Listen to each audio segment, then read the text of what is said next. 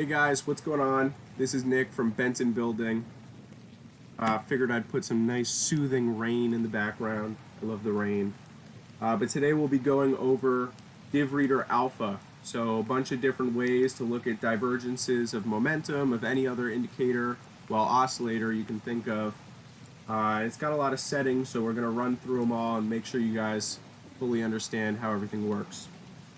So before we start, I want to answer some commonly asked questions. Why is it so complicated? Why are there so many options? You have to understand that when we're using an automated system to measure divergences, you need to be able to give each user the ability to look at divergences automatically how you would manually, right? So how I look at divergences might not be the same way you look at your divergences. A trader is only as good as his tools and his ability to use them. So, configuring how you want to use them in different case scenarios, that's what we're looking to do. And then another question I get a lot, does it repaint? The answer is no, not at all. The calculation is moving, meaning, each bar to bar, it will consider if there's a divergence or not. It won't repaint and renew a divergence if, we've gotten a higher high on price or momentum, or we've made a new level, anything like that. So let's get into it. Whoosh, check that out. All right. So we'll start off, this is DivReader Alpha. So alpha stands for alphabet because we have A, B, C, and D. There's 4 different components of the indicator. A is anchor and trigger waves. These are non-divergence. They're more entries if you've ever watched Crypto Face and how he uses market cipher and momentum waves. He typically takes trades off trigger waves, even the 3rd or 4th trigger wave, like you can see right here. So anchor waves are full diamonds right here in the red, and trigger waves are empty diamonds right here. So you have bullish and bearish, anchor and trigger waves. Anything bearish is always going to be on the top because we're looking to come down, and anything bullish is always going to be on the bottom. So then we have Borfswitch B, or DivReader B. DivReader B is just Borfswitch B, which you guys know and love. We've used this forever to measure momentum and quote-unquote divergences, but Borfswitch B never actually considered price when it was looking at divergences. It's a pure price calculation, nothing more. Then we have DivReader C. This is Borfswitch B with price integration. So it uses the same sort of calculation it uses with momentum alone and applies it to price. And then we have DivReader D, which is a little more strict. It has a different calculation than DivReader C. And it's probably what you're going to use if you're looking on multi-time frame divergences to enter a position. And of course, divergences are not, one ticket, short here, long here. They're open to speculation. Just because you're getting a divergence doesn't mean price is going to move in that respective direction. So just be mindful of that. No indicator itself is one that can tell you where price is going to move or when the best entry is, but it's a tool you can use to figure that stuff out yourself. So if we go into the visual, I already described a little bit about DivReader A. It's anchor and trigger waves. If I pull up these settings here, I'll turn off everything else besides DivReader A. A little counterintuitive that I'm calling it DivReader A since it doesn't actually do divs, but it's important for entrances. I've really found this useful when I'm looking to enter a position. One common thing Jason Casper does is he looks for higher time frame divergences like 6, 12, 24, 1 hour, right? And then he enters on an extremely low time frame trigger wave. Or red dot, if you want to call it. So he actually hops the divergence a bit and then enters when a divergence will form if that trigger wave plays out, which you can assume it will. So these are these red and green diamonds. Filled diamonds are anchor waves, and empty diamonds are trigger waves. We'll go into the specific settings for these in a second, but right now I'll just also describe B, C, and D visually. So DivReader B, which is just Borfswitch B, is the first most inner level of triangles here. You can see we have A on the bottom, and then we have B as the next level. Visually, these have options where you can turn on and off the shapes displayed on the top. This is when this calculation is present, bullish and bearish. And then you can turn on the background for it if you want to see it, you know, on your chart, on price action, or just a better, more outright visual representation on the indicator. So next we'll move to DivReader C. Again, this is Borfswitch B with price integration. Right here, this is the secondary, or I guess you could say third level, including DivReader A. So, you know what, I'll even draw this out a little bit. Right here, on the bottom we have A. Second, we have B. Ooh, that's a big B. Third, we have C. And then eventually we will have D. And then on the bottom, this goes exactly opposite. So if I go on the bottom, we have A, B, and C, and then D. So you might be asking why we need to look at all of these together. You really don't. You can use D in itself. I think it's probably the best representation of divergences. However, when using these all together, it's really interesting to see because Borfswitch B will start first and kind of start printing, and then you'll have C come in a little bit more, and then on top of that you'll have D. So if I turn on right now this fourth level, here is D. And DivReader D also has two different types of... Hey, come on, turn on, man. Oh, shapes. DivReader D actually looks at both regular divergences and hidden divergences. I'll look into that a little bit more a little later on. Actually, no, we can look at that right now.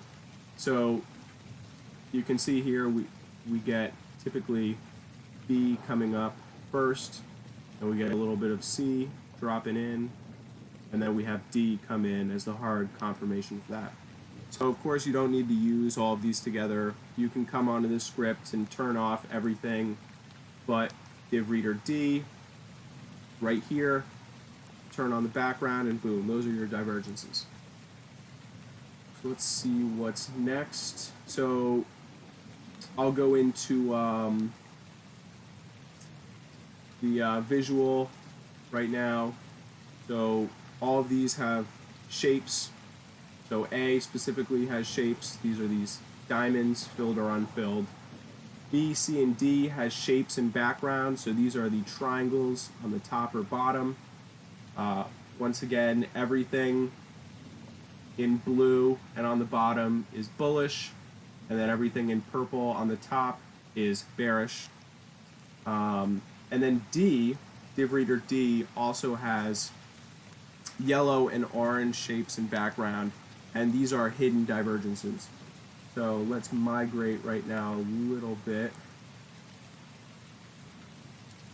up here. Yeah, you guys like my art? I should be an artist, shouldn't I? So This is just a little representation of the difference between regular and hidden divergences. If you don't know, regular divergences are a reversal pattern, and hidden divergences are a continuation pattern. So this is price, this is the oscillator. Obviously, you know that if price is coming down, but the oscillator is coming up, that's a bullish divergence, and vice versa for bear.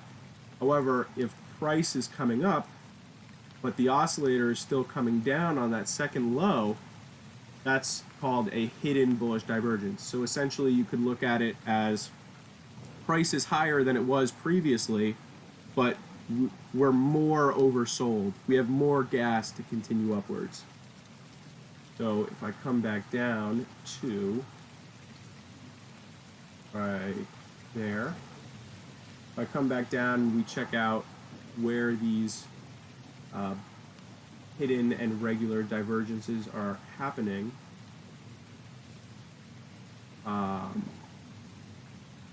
you know, this is a pretty good representation of one, bearish divergences, regular, and then bearish divergences, hidden.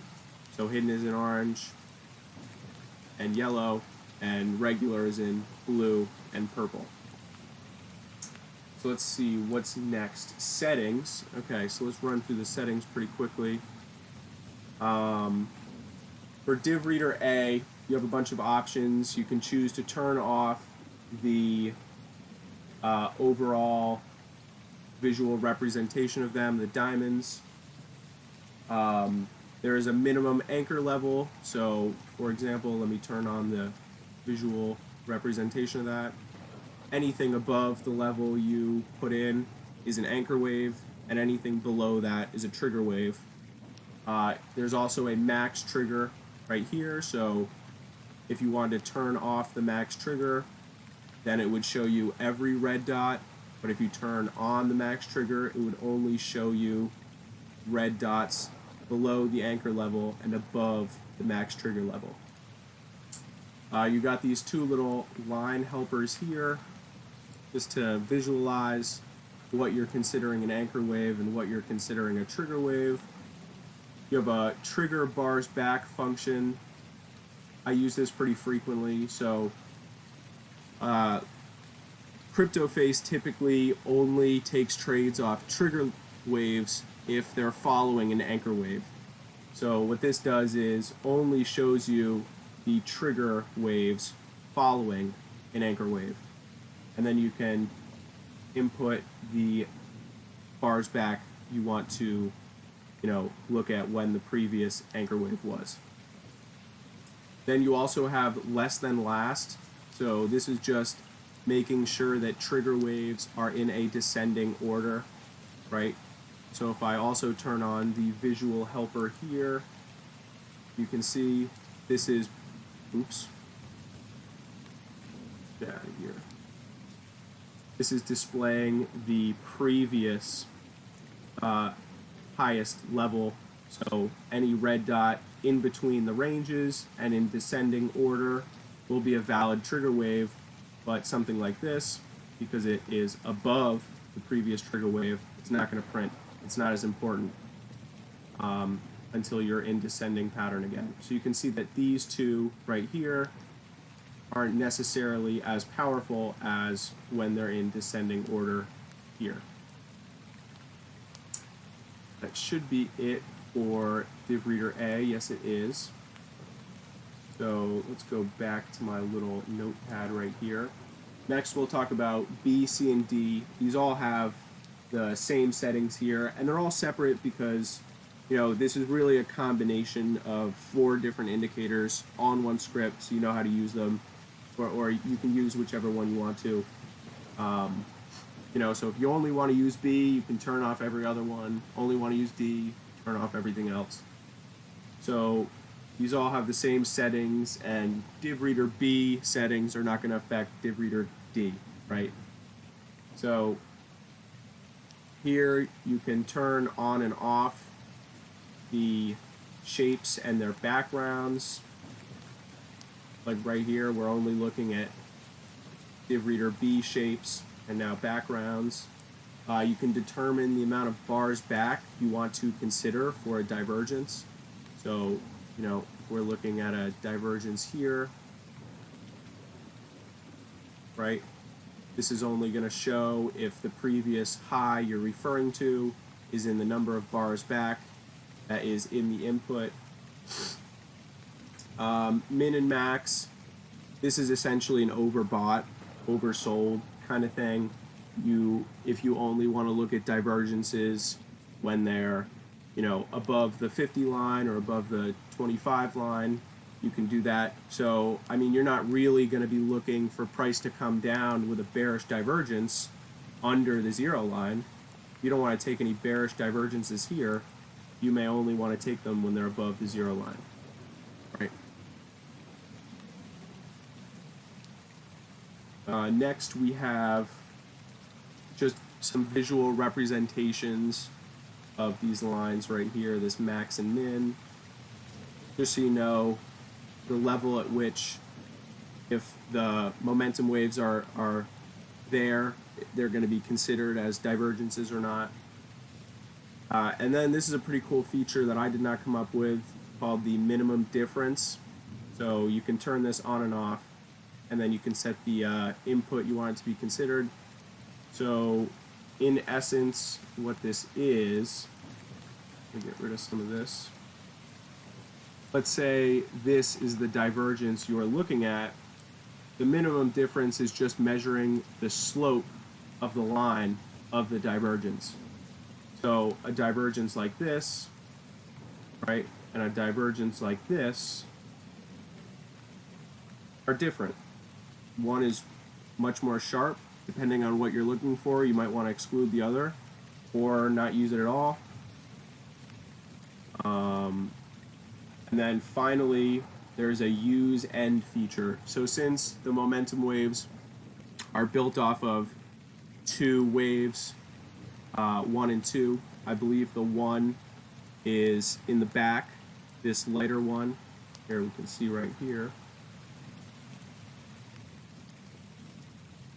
Yep, so momentum wave 1 is the lighter one in the back, momentum wave 2 in the front. If you have the use end feature on, it's essentially looking for the divergence calculation on both of the waves instead of either of the waves. So you're saying if the calculation is true on 1 and 2 versus 1 or 2. So those are pretty much all the settings for all of the different ways to measure divergences, which are all just different calculations. We'll look a little bit at DivReader D, which is probably my favorite.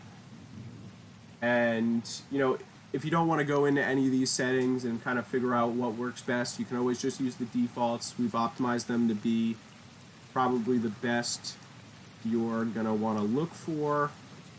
But if you are looking for something different, say for a bot, say for your specific trading strategy, you can always run through these settings and figure out what works best.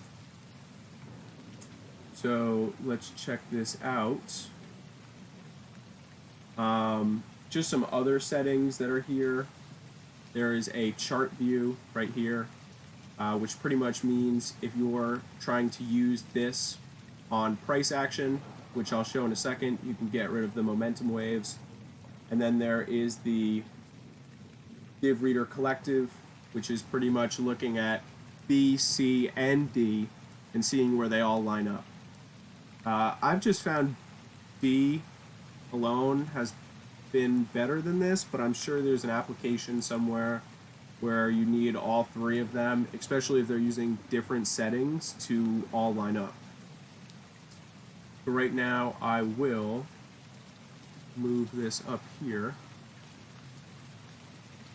Grab this. Boom. I can go into the settings and say use chart view. And now I'm looking at, let's get rid of all these lines. Now I'm looking at where divergences occur on price action, represented by a background color. Once again, purple, regular bearish, blue, regular bullish, yellow, hidden bullish, and orange, hidden bearish. Okay, so you can see right here on the 1 hour time frame, we're getting a pretty good divergence coming up to this level. Drop down, you get a hidden bullish signal saying we could go up or kind of wait around this level, and then we drop down again, get a nice bullish divergence all the way up until we get another hidden bearish divergence. Kind of says price is going to come down. So this indicator and its calculations are not limited to momentum waves. You can also use them on RSI, which we have posted right here. Same calculations, just different oscillator you're looking on. We have the MACD as well. We have the stochastic RSI. And then the stochastic will be coming out with more oscillators that this is put on. But just wanted to bring that up. So eventually this is all going to come together, and I'll show you what this is going to look like. We have another script we're coming out with. I say we, but it's just me. This is the momentum wave multi-confluence. So what this is doing is it's looking at DivReader D or any of the div readers really, and finding where they line up on multi-time frame. So right here, you can come in, declare what you're looking for, whether all of the waves are moving up, whether they're all oversold, all bearish or bullish divergences, some other settings, you know, if you want to cross a divergence with an overbought, which is really interesting, and then the time frames you want to use to look at price action and where everything's lining up. Right here I'm using the 6-minute, 12-minute, 24-minute, and 1 hour time frames. And we're just seeing where everything has a bullish divergence or bearish divergence, where everything lines up. You can see, you know, this is not unanimously a buy or sell, but you do get really good signals off of this. And this is just one variation. You know, there's a number of, oh, you know what I just realized? This will look even better if I drop down to the 12-minute. There's a number of variations you can use looking at different time frames. Some people testing this have found like a 12, 24, 36-minute have worked best. That was A4 Woody. You know, depending on what time frames you're using in relation to what time frame is on your chart, you could look at time frames way lower than your chart, way higher than your chart. You know, look for large confluence areas or short trigger areas. But this is just something to look forward to, and how we're taking you know, all of the DivReader scripts and putting them multi-time frame. All right, I hope you guys like this. I hope I was educational. If you have any questions, message me on the Discord. I had a thing on here. Oh. There it is. This is my Discord. If you want to message me, got any questions, suggestions, concerns, whatever. But otherwise, yeah, guys, that was DivReader Alpha. Hope you guys like it. And have a nice day.